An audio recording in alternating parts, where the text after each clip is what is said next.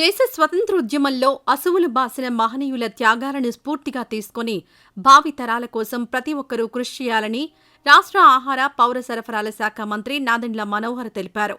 Quit India ఉద్యమంలో అసువులు బాసిన తెనాలికి చెందిన 7 అమరవీరులకు చిహ్నంగా ఏర్పాటు చేసిన స్తూపాలకు మంత్రి మనోహర్, అధికారులు పుష్పాంజలి ఘటించి ఘనంగా నివాళి అర్పించారు.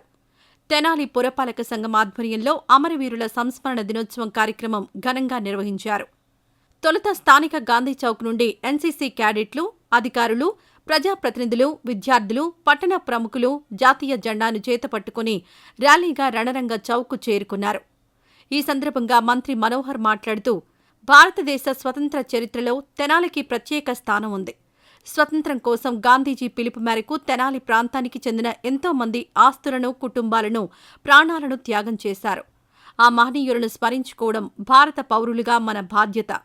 మహనీయుల త్యాగాలను భావితరాలు గుర్తుంచుకోవాలి. మహనీయుల త్యాగాలను స్ఫూర్తిగా తీసుకుని మన భవిష్యత్తు కోసం ప్రతి ఒక్కరూ కలిసికట్టుగా కృషి చేయాలని కోరారు. అమరవీరుల స్తూపాలకు మంత్రి మనోహర్, జిల్లా joint collector Bhargav Teja, municipal chairperson Tadiboyina Radhika పలువురు పూలమాల వేసి ఘన నివాళి అర్పించారు. ఈ వీడియో నచ్చితే లైక్ చేయండి, షేర్ చేయండి. మరింత సమాచారం కొరకు మా ఛానల్ను సబ్స్క్రైబ్ చేయండి.